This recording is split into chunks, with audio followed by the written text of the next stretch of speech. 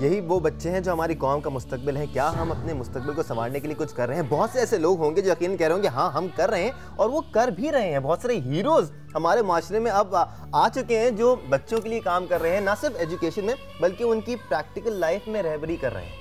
बिल्कुल, इसी पे हम एक छोटी सी पहले रिपोर्ट देख लेते हैं, फिर अपनी गुफ्तगू का सिलसिला आगे बढ़ाएंगे।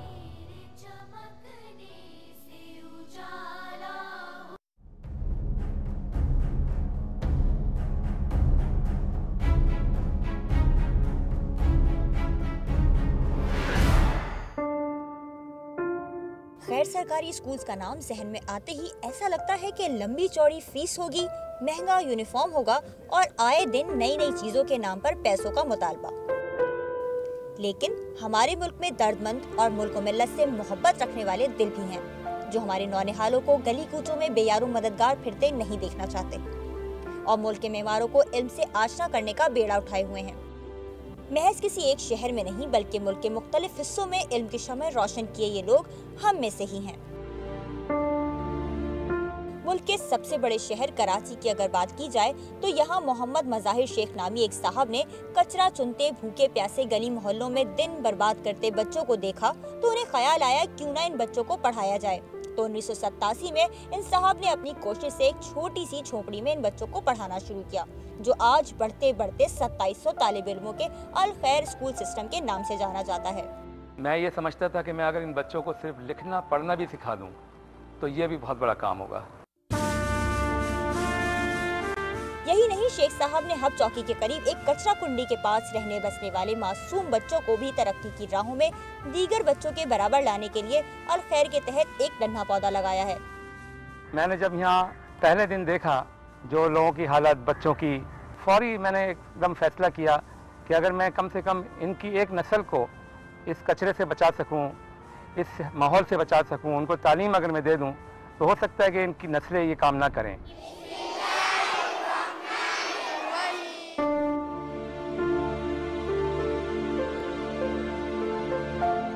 कराची के ही एक पसमानदा इलाके खुदा की बस्ती में जहां पर चेहरे पर गुर्बत की परछाई वाज़े देखी जा सकती है, लेकिन परवीन राव ने यहाँ के मकीनों को 17 बरस पहले तालीम देने का काम शुरू किया, वो भी सिर्फ 1 रुपए महाना पर।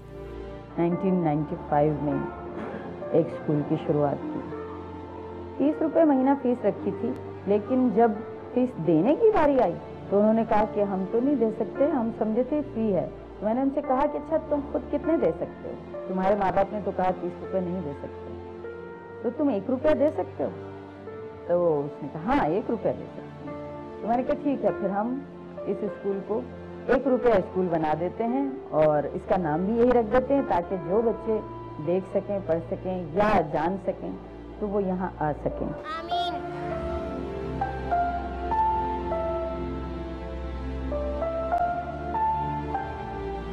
इल्म की शमा रोशन करने में पंजाब हुकूमत ने भी अपना हिस्सा डाला और सूबे के कस्बों और देहातों में आगाज किया दानिश स्कूल का, जिसके कयाम से इन पसमानदा इलाकों की तरक्की और खुशहाली का दौर शुरू हुआ है।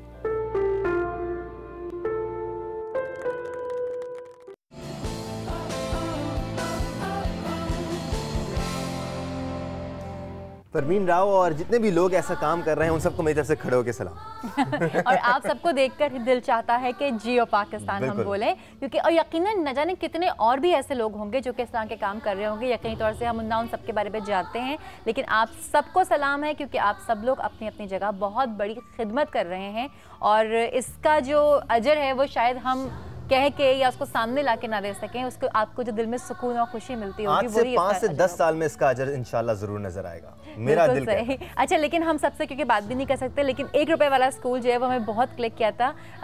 उसको बनाने में जिन खातून का हाथ है परवीन राव का, वो इस वक्त टेलीफोन लाइन पर हमारे साथ मौजूद हैं। अस्सलाम वालेकुम परवीन, खैरियत से हैं आप?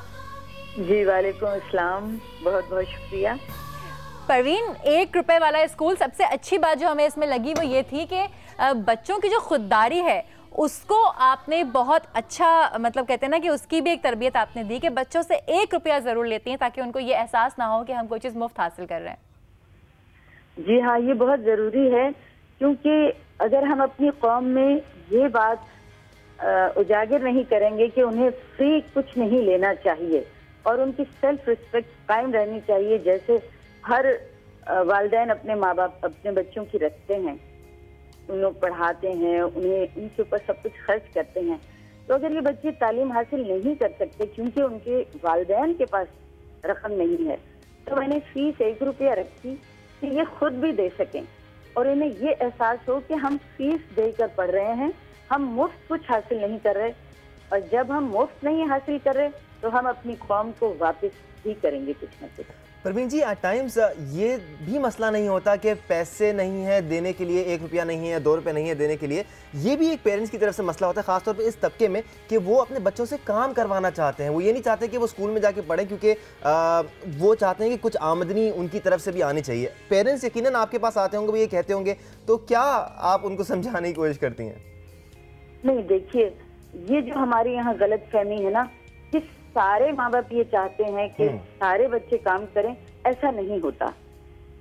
सब माँ बाप ये चाहते हैं कि वो काम करें और बच्चे एक बार पढ़ जाएं, क्योंकि जमाना ऐसा आ गया है कि उन्हें तालीम की अहमियत का एहसास हो गया है, और कम से कम छोटे छोटे बच्चों को तो वो पढ़ाना ही चाहते हैं और चाहते हैं कि अगर वो काम पे भी जाएं तो इतना पढ़ लिख के जाएं कि उन्हें ज्यादा पैसे मिल जाएं। वो चाहते यही है कि वो काम पे ना जाएं बल्कि पढ़ जाएं, लेकिन जब वो समझते हैं कि वो पढ़ा भी नहीं सकते और ये आवारा थे। बहुत बहुत शुक्रिया आपका। बड़ी जबरदस्त बातें हमें बता रहे थे। अनफॉर्चुनेटली हमारा फोन लाइन क्या कैंसिल हो गई, बंद हो गया फोन तो उनसे हम बात नहीं कर सके। तो एहसन साहब, जबरदस्त आइडिया वैसे है ना। असल में उन्होंने बहुत अच्छी बात की कि माँ बाप चाहते हैं पढ़ाना, और हम जो ये कहते हैं कि हमारा फ्यूडल नहीं पढ़ाना चाहता, नहीं पढ़ने देता, ये बात भी गलत है। अच्छा। क्योंकि हमारे स्कूल अब चूँकि पाकिस्तान के 83 शहरों में हैं, हम डेरा मुराद जमाली में स्कूल हैं, मानसेरा में है, मर्दान में है, सांगड़ में है, लाड़काना में है, तो लोगों की इतनी डिमांड है एजुकेशन की कि कोई रोक नहीं सकता। कोई फ्यूडल अगर चाहे भी कि स्कूल ना खोले तो अब ये उसके बस से बाहर हो गई है बात। ये ज़रूर है कि उसके चलाने में वो कुछ मुश्किलें पैदा करने की कोशिश कर सकता है, जो फ्यूडल ऐसा करना चाहे, लेकिन रोक नहीं सकता।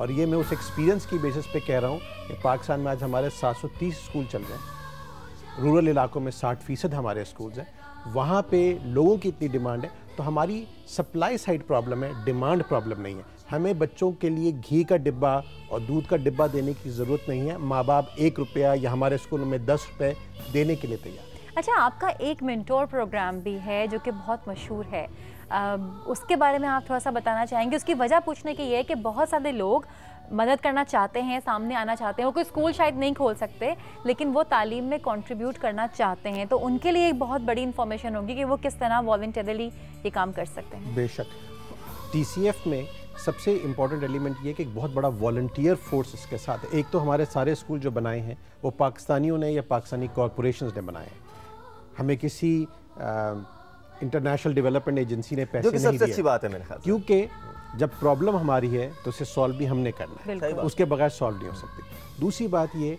कि ये जो प्राइवेट सेक्टर है, जो आम शहरी हैं, सिविल सोसाइटी, ये कहते हैं हम फाइनेंशियली भी हेल्प करना चाहते हैं, हम टाइम से भी हेल्प करना चाहते हैं। हमारे पास एक बहुत अच्छा प्रोग्राम है जिसको हम मेंटोर प्रोग्राम या रहबर कहते हैं, क्योंकि हमारे इलाके के जो बच्चे हैं, जिन कम्युनिटीज़ में हम काम कर रहे हैं, उनको घर से गाइडेंस नहीं मिलती, या तो उनके माँ बाप नहीं हैं, या कुछ एडिक्ट हैं, या वो खुद उनकी गाइडेंस देने की सलाहियत नहीं कि बच्चे तुम क्या पढ़ो, अच्छा तुम आगे बढ़ो, और उनका माहौल इस किस्म का है कि पढ़ लिख के क्या करोगे, तुम ड्रग्स बेचो या हथियार उठा लो।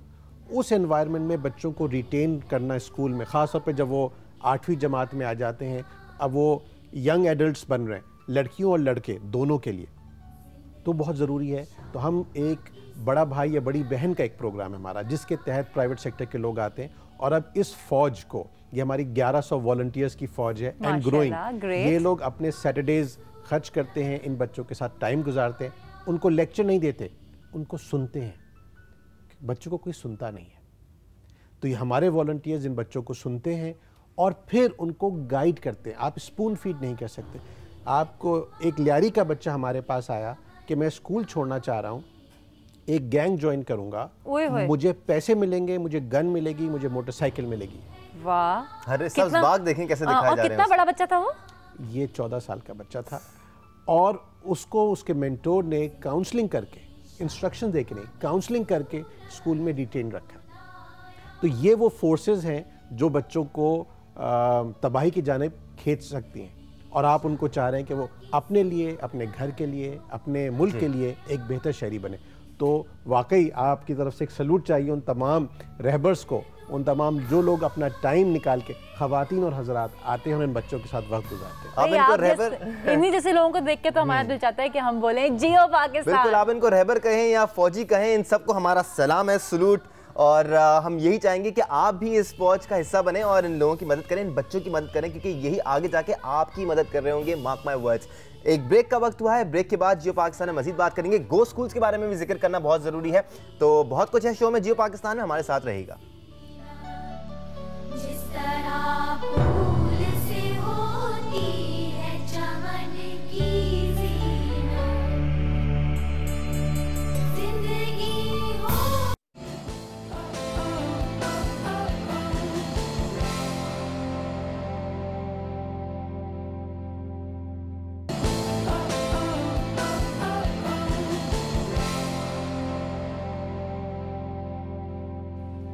वेलकम बैक जियो पाकिस्तान।